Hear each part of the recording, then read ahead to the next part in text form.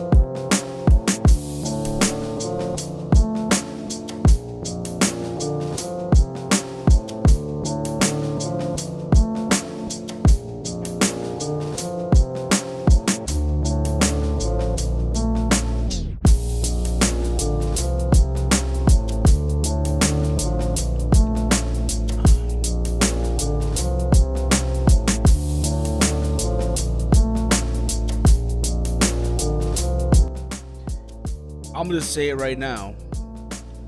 You are all a bunch of spoiled fucking brats. And I don't mean that in a bad way. I mean that in a good way. Believe it or not. I said that earlier on in the day when I talked about... Wait a minute. I'm not even in the fucking... 1 second here, guys. Give me a sec here. I'm already botching already in this damn review. I know. Wrong graphic. Wrong fucking graphic. Here we go. We're gonna fix this right now. Here we go. Here we go. Here we go. Here we go. Now. I'm gonna fix this shit right now. Happens, y'all. See, on Around the Point, guys, anything happens, people. Everything fucking happens on Around the Point. Just letting you know now. But it is what it is, y'all. And here we go. Here we go. You're gonna fix this shit up right now, motherfuckers. This is your Extreme Rules review, by the way. As I'm editing this graphic, by the way, as I'm doing this. It is what it is, y'all. I hope you're all having a fun time tonight. I hope you're all having a fun time. But like I said before, though, you guys are a bunch of spoiled fucking brats.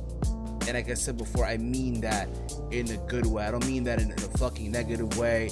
Don't think I'm making fun of nobody and shit. Believe it or not, like I said before, you guys are a bunch of spoiled fucking brats. Let me fix this. There we go. And let me just do this real quick. Cause goddamn it, why the fuck not? And let me do this real quick here again. And there we go. There we go. Yeah. This is, like I said, your Around the Point review. Ladies and gentlemen, I am Steve. Thank you all for tuning in back into the channel. Wrong graphics, so what's up, y'all? What's up, y'all? Things happen, obviously. But like I said, you guys are a bunch of spoiled fucking brats. And before the whole interruption happened, I mean that in a good way. You guys, this weekend alone, got a shitload of wrestling. Literally last night, on Saturday, you had Evolve 131, and of course you had AEW's Fight for the Fallen, which, by the way, early this morning, I did record a early episode of Around the Point. If you have not checked that out, go give it a listen whenever you get a chance.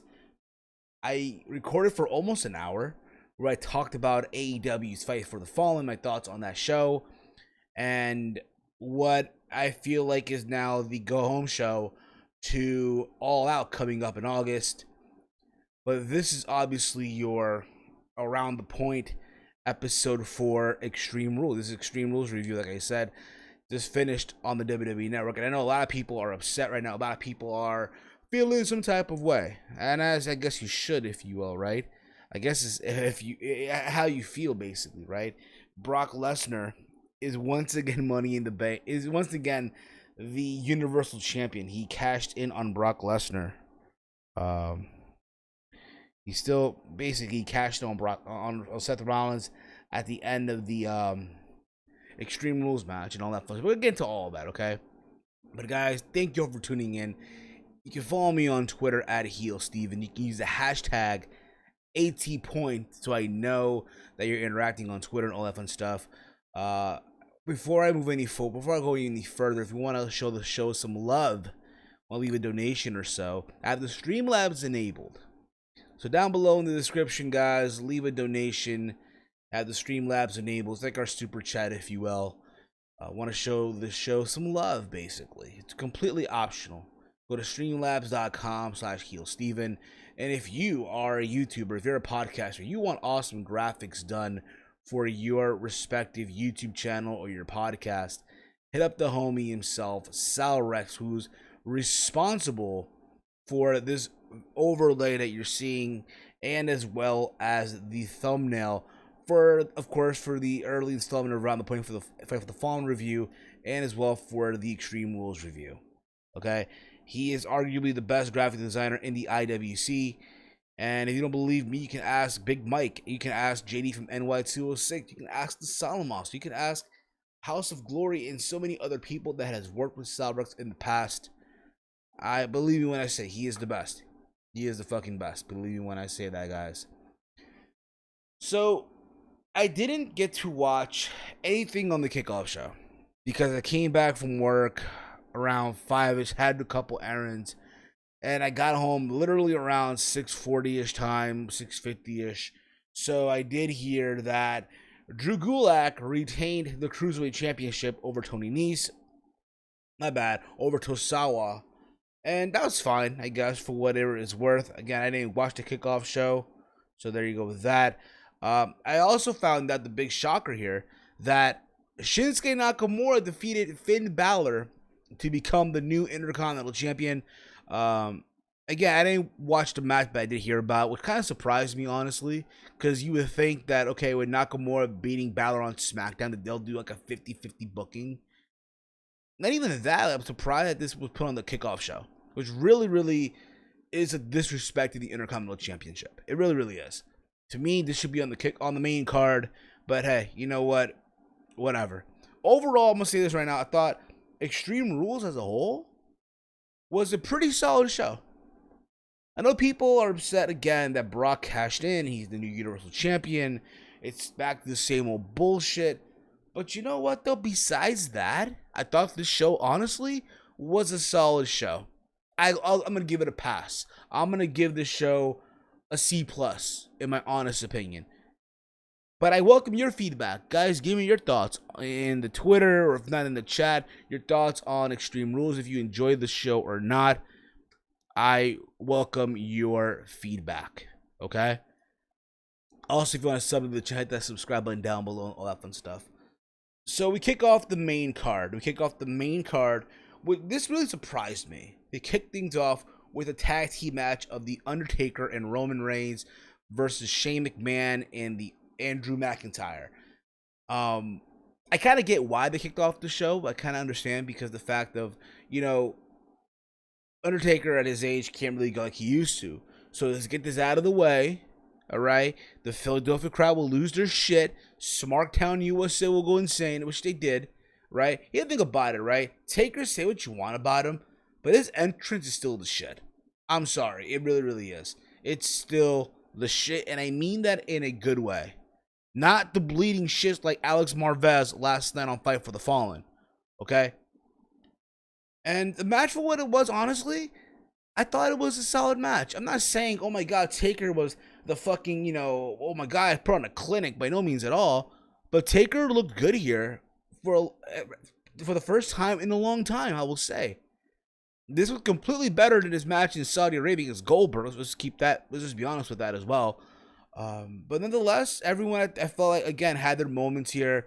There's a moment where, again, let's talk about the big spot here, where Shane does a diving elbow off the top rope to the outside onto Undertaker on the announcer's table, which looked very sick, or looked crazy, if you will, from the angle they put the camera. Another thing too, I don't know about you guys, but this is just me, of course. Is it just me, or did the production quality get better, at least a little bit? Or maybe the fact that I watched the show on my iMac. I'm an Apple user. Again, guys, give me thoughts on that as well. Okay. Um, but again, a match to, again went crazy everywhere. Taker ate a Claymore kick. God damn, CTE was in my mind when he hit with the Claymore. Um, but there's a pause where Taker botched. I'm not gonna deny that. They obviously Elias got involved too. Hit Roman with the guitar. He was gonna hit Undertaker with it, but Taker hit with the choke slam almost. But again, that's when he got hit with the Claymore by Drew McIntyre. At the same time, though, if you really wanted to shock me, you would have had Drew get the win. I think Drew winning would have been like, okay, I'm okay with that, because at least you're setting up to something down the road. Maybe at WrestleMania, maybe at the next Saudi Arabia show, or maybe at SummerSlam, because think about it, we are now on the road to SummerSlam. SummerSlam's in 4 weeks. WWE has 4 weeks to get people invested into SummerSlam, which I think, honestly, on paper, they should be able to do. But let's see if they are able to do that.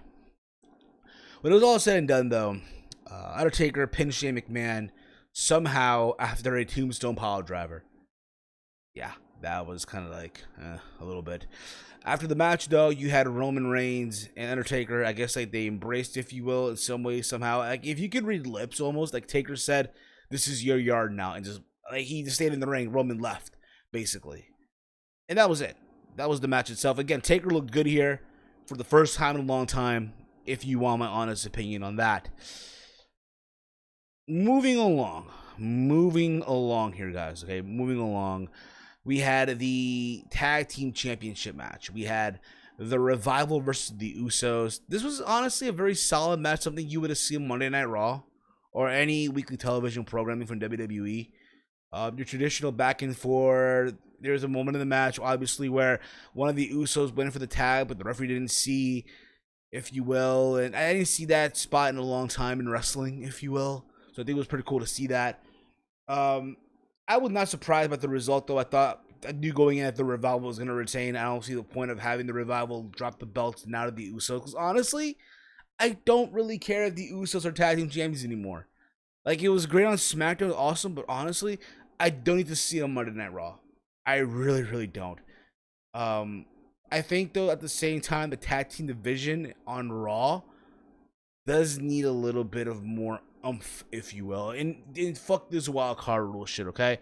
Fuck this wild card rule bullshit, okay? But that is indeed around the point. Reading the chat here as well. Want to thank Sammy Talks 2.0. I'm new. Hey, welcome to the channel, brother. Welcome to the channel, Sammy. Guys, if you have your thoughts on the show, again, I welcome your feedback, guys. I really welcome your feedback on the show as well. If you guys want to interact here on the channel. That is indeed around. And I hear myself too and how I'm coming off. There you go. Because again, you know, now that I have a Mac and I sometimes I question the audio quality, okay? But that's around the point. We had Aleister Black and Cesaro going at it one-on-one. I thought this was a very, very fun match. It had like a slow start, but these two guys were beating the fuck out of each other. There were moments in the match where I think it was Black who went for like a Meteora, and Cesaro countered into like an uppercut, like the same uppercut that he hit Tyson Kidd years ago for like that he then hit the neutralizer with. Good, just kicks and back and forth. Cesaro was getting his leg kicked in by Aleister Black throughout the match as well. Just everything you can imagine, okay, basically, out of these two guys. And I'm pretty sure before they had a match on the independent scene. I could be wrong on that. But I was impressed, and honestly, I want to see more out of these two guys. I really, really do. Aleister Black, I'll say this right now, is going to be a big deal on the main roster. I hope he does. I hope that happens. I wish I could sit here and tell you that he's going to be a world champion or something like that down the road. Quite possibly, if they book him right, if they don't fuck this shit up. They have an opportunity with Aleister Black. They really, really do. But again, there's a crazy back and forth. Cesaro threw uppercuts like crazy. And so did Aleister Black. Like, it was basically like your typical stiff, I guess, strong style match-ish, if you will. Something like that. There's a moment where, I guess, what was it? Aleister Black went for like a leg lock, and then Cesaro countered into a sharpshooter, something like that, or like like a freaking STO, something like that. But you can't get the idea. And the crowd then got into it. They were chanting, "This is awesome," which kind of caught me off because again, I thought the match had a slow start and it looked dead for a little bit, but then it really picked up. Again, the show was going great. It had a good flow to it. Okay, in my honest opinion, it had a very good flow. But it was all said and done. Aleister Black won with the Black Mass kick, and he's back. And I hope they don't fuck this shit up, because again, knowing WWE, they can fuck shit up. Let's keep it real here, guys. WWE at times can fuck shit up. We then get the handicap match. The handicap match between Bayley defending the SmackDown Women's Championship versus Nikki Cross and Alexa Bliss. Before the match even happened, you see backstage Alexa Bliss giving Nikki Cross a gift. It was basically, I guess, a shirt that from Alexa Bliss, on WWE Shop. And you see them, I guess, just embracing. I can talk about the match later on tonight. How they're going to be the WWE SmackDown Women's Co-Champions. And then you see the Street Profits pop up out of nowhere. And they're talking about them and how if they buy into that and stuff like that. And they started laughing. I'll be real about it. I know, again, they haven't had a match on the main roster yet. I don't even think there's like a legit call-up. It's them just filling in spots all the fuck you want. But I'm going to say this. I think the Street Profits are gold right now. I'm enjoying it. I'm enjoying for what it's worth. It reminded me of two guys that would completely just, I guess, roast people for no fucking reason. But it's funny as shit, though. And let's see what happens. Let's see what happens with these two guys. Could they come up to, maybe tomorrow we'll see more of them, maybe on SmackDown, but we'll fucking see. But again, I'm enjoying what they're doing right now. Even if it's silly, it's comedic. But that's the point of them, though, in a way, when you think about it. But again, we get the handicap match. Bayley versus Nikki Cross and Alexa Bliss. This match felt like a dud. I'll be honest about it. It really wasn't my cup of tea at all. Not one bit. All you got to know, Bayley pinned Cross after a top rope elbow drop. I was expecting Alexa Bliss to attack Nikki Cross after the match, blaming her for the loss. Probably will happen tomorrow on Raw or maybe on SmackDown, but we shall see what happens with that. We then get the last man standing match. Braun Strowman and Bobby Lashley. I guess probably the only hardcore style match on the show, if you think about it. And god damn it, yo, these two guys, god fucking damn it, yo, these two guys went out there and just completely tried to beat the fuck out of each other. Granted, was it really like the best last man standing match you'll ever see? No. This is not gonna outdo Gargano and Ciampa by no means at all. But at least for what it was there. I'm gonna say that right now. Braun Strowman looked gassed completely the fuck out. You can just tell he was just gassed the fuck out. He wanted that shit to end like fast. Again, they're fighting in the crowd. They go into the concession stands and shit like that, which is pretty cool to see for a last man standing match. You wanted to make it look like it's a hardcore scenario almost, so that's fine. There's a moment where Lashley like runs and he catapults off a chair. I think Strowman catches him and throws him into like the international announcers table and shit. That got people going crazy as well. People were chanting, "This is awesome too." Again, this is Philadelphia, if you will, right? And again, it's a crazy back and forth. And they're, I guess, they're in the crowd, right? And they're like, I guess, like on the entrance area in the arena, if you will, where the crowd will come in, I guess, to go into their seats. And they're on top of it, right? And you see Strowman picking up Lashley and dropping him for the power slam, and they fall, right? And it got a good reaction. People were chanting, "Holy shit." And the referee's counting, right? And you see Strowman just breaking out of this wall. Like he's fucking the Hulk, if you will. Right? Not Hulk Hogan, but the Incredible Hulk, if you will. Just breaking out of this fucking wall. And he's coming out. It's him, basically, right? So Braun Strowman gets the win. He wins the last man standing match. And hopefully this program is over. But then knowing WWE, I doubt it really is. I really, really doubt that it fucking is over. They were hyping up throughout the show Raw reunion happening literally next week on Monday Night Raw. Oh boy. Hopefully it's a good show. They're gonna bring out everyone, all the legends, if you will. The biggest Raw reunion. If they're claiming it's gonna be that, but we shall see. We get the triple threat match for the SmackDown Tag Team Championships, right? You have the New Day versus Daniel Bryan and Rowan, who are the champions, and Heavy Machinery. I thought this match was a very, very enjoyable match. Okay? Everyone got their shit in. They teased that freaking Otis was gonna do a tope suicida, but he doesn't. Everyone again got their spots in. Okay, everyone got their spots in. Everyone looked good. Got a lot of near falls. Bryan hits the label lock on Big E, right?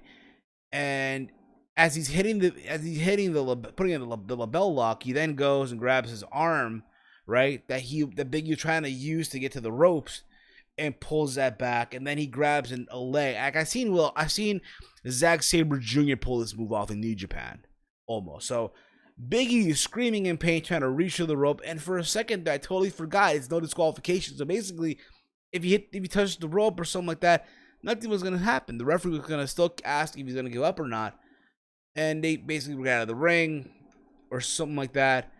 And Bryan is basically just again wondering what's gonna happen, what's going on here, and Big E is eating the yes kick. He's eating the kicks. And Big E is eating these shit. He gets up and he wants Bryan to hit him. He slaps him. And then Big E does this crazy ass lariat, right? Bryan goes inside out. And then they go for the midnight hour for the 1, 2, 3. So basically, the New Day are now a 6-time tag team champions. And like I said with the Usos, I don't really need to see it anymore. I don't need to see the New Day as tag team champions now. What purpose does it serve, really? Other than, hey, we can say that the New Day are all tag team champions. Good on them. Hooray. The New Day are now tag team. The New Day are champions. They have all the belts around SmackDown. Kofi, the WWE champion, which I'm going to get into momentarily as well, because that's another thing in itself.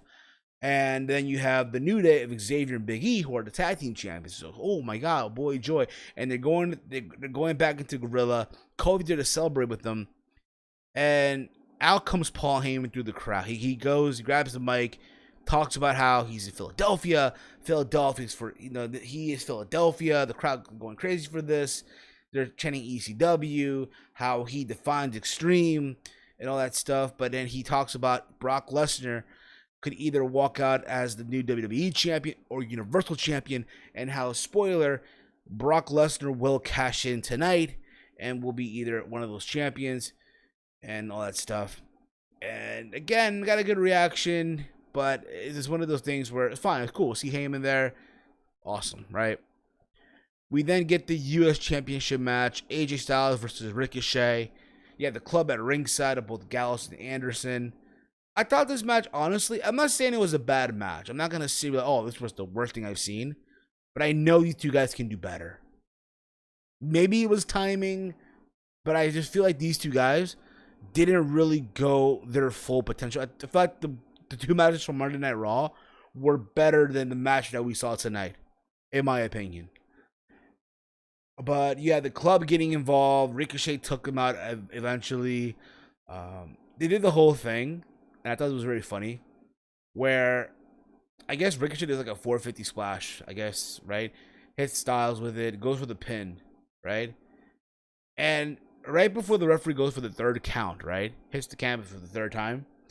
Carl Anderson points out to the referee that AJ Styles' foot is underneath the rope. And remember, like 2 weeks ago on Monday Night Raw, when Styles turned heel, right, in their U.S. title match, Styles had a Ricochet beat.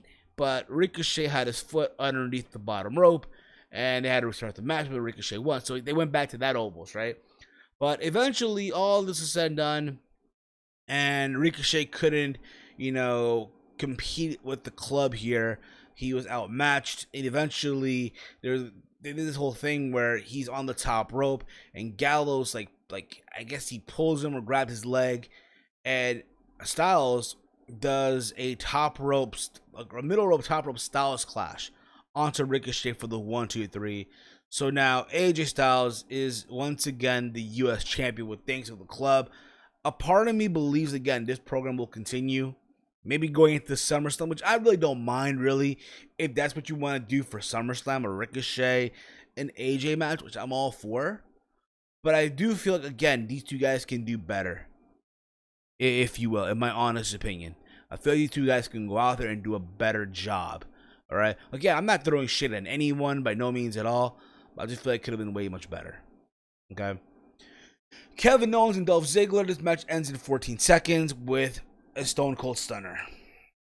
After the match, he cut a promo, that being Kevin Owens, how Shane McMahon can kiss his ass. Being that Shane is still recovering from The Undertaker, he has a live mic and he's saying all this shit. And that was that. Short, sweet, to the point. You can even now make the argument that, oh my god, Dolph Ziggler is buried, if you will, right? Which makes me think, why did he even come back? Why the fuck did Dolph Ziggler even come back for? Like, is that Saudi money even worth it now if you're gonna get jobbed out in like 14 seconds? I'm just, again, guys, answer me that question. Is it really worth it now? I'm curious to know that. I'm fucking curious to know that right now. Okay? Anyway, moving along. We get the WWE Championship match. We had Kofi Kingston and Samoa Joe. Okay. A part of me was hoping that Samoa Joe was going to go in there and win the WWE Championship. I should have known better. I really should have known better. Let's be real about it, right? You saw the New Day of Big E and Xavier becoming the new tag team champions. You would think, okay, Kofi's losing the belt tonight. And you have Kofi again throwing pancakes and this and that. And here to think about it, bro. Like, listen, he's the WWE champion. How can I take a champion seriously? All you're doing is throwing pancakes, and it's hard to be taken seriously. It really, really is. Okay. There's a moment in the match where Samoa Joe sweeps Kofi's leg, and it looks like Kofi like hyperextended his knee. Like, oh, it looked very scary and shit. And basically, again, Samoa Joe having his way with him, right? Hitting him with Uranagis and just these vicious maneuvers, right? Kofi hit an SOS for a near fall. Kofi got hit with the Coquina clutch, got countered. But again, you would think that, oh my god, Samoa Joe's gonna win or something, right? And all it took was one Trouble in Paradise to end the match. And I'm here like, what the fuck? That's it? And it's like, it's so fucking stupid. It made no fucking sense. Again, you knew going in that Kofi was gonna win. Fine and dandy, but fucking hell. Off one move? Off one, that's it? To beat Samoa Joe? And again, it's silly because Samoa Joe is taking, again, another fucking L. Which is sad. It really is sad. A part of me wants to hope there's another match at SummerSlam. But we'll see. We then get the main event. Winner takes all. Summer of Love, motherfuckers. Baron Corbin and Lacey Evans versus WWE's new power couple of Becky Lynch and Seth freaking Rollins. The man's man, the beta, the cuck, Seth Rollins. This match, honestly, felt like it took forever. My honest opinion. There was barely any weapons used in this match. There's a moment where they grab a table, both Becky and Rollins. They set it up on the outside. And you see, I guess, Becky jumping off the top rope. And Rollins jumping off, like, the turnbuckle, like the LED turnbuckle platform and shit, onto both opponents and stuff. Again, it's just, imagine, there was this there, honestly. I guess the big thing on this match was the fact that Baron Corbin hit the end of days onto Becky Lynch. That was, oh my god, a shocker. Like, holy shit. And then Rollins got mad. He started hitting it with a kendo stick onto Baron Corbin, right? Multiple curb stomps, right? Becky's on the outside hurt. And eventually Rollins does get the pin for the 1-2-3. And they both retain their titles. So they thank. And the Rollins music played, they stop and they play Brock's music. and everyone went erupt. Brock shows up, he cashes in, they ring the bell. It just took literally two German suplexes and an F5 to have Brock Lesnar win the Universal Championship. Now listen, for all you dorks on the internet gonna say, oh, they never learn, it's the same old shit, fucking spare me, okay? Fucking spare me, alright? This is my message to all the internet that are saying, oh, it's the same old shit, man, fucking bullshit, man, it makes no fucking sense. Listen, you're entitled to your opinion, but I just think it's stupid as shit. I just think it's stupid that everyone's complaining all of a sudden. Let's be real about it, okay? Yes, Rollins was a good champion, but no one was giving a shit. No one gave a fuck. He's champion, good, awesome, whoop-de-fucking-do. Then what? I'm waiting. I seriously want to know, then what? What has he done? Besides what? Having matches with Baron Corbin? Having Baron Corbin main event pay-per-views? Are you shitting me? Like, I asked this question. Let's assume, hypothetically speaking, that Baron Corbin would have won. They would have won tonight. Corbin and Lacey Evans, right?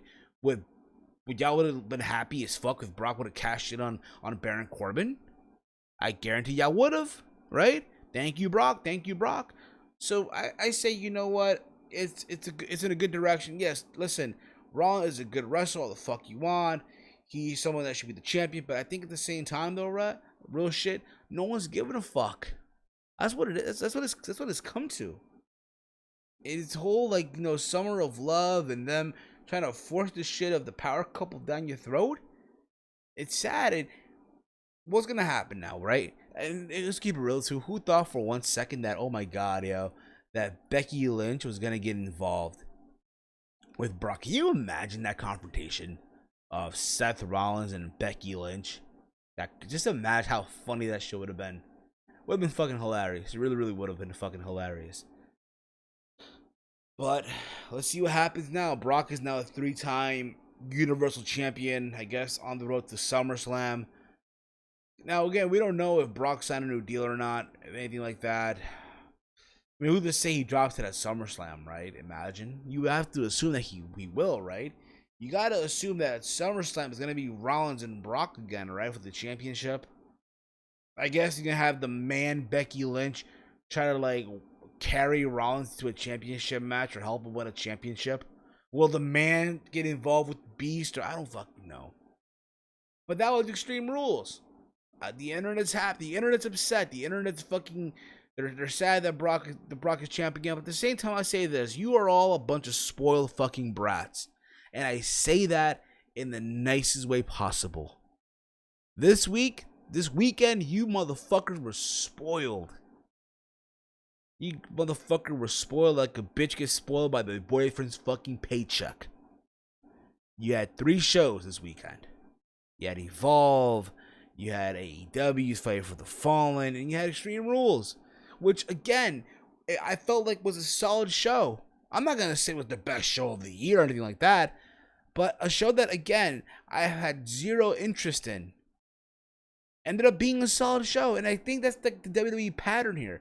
The television shows are shit, but the pay-per-views always seem to deliver in a way.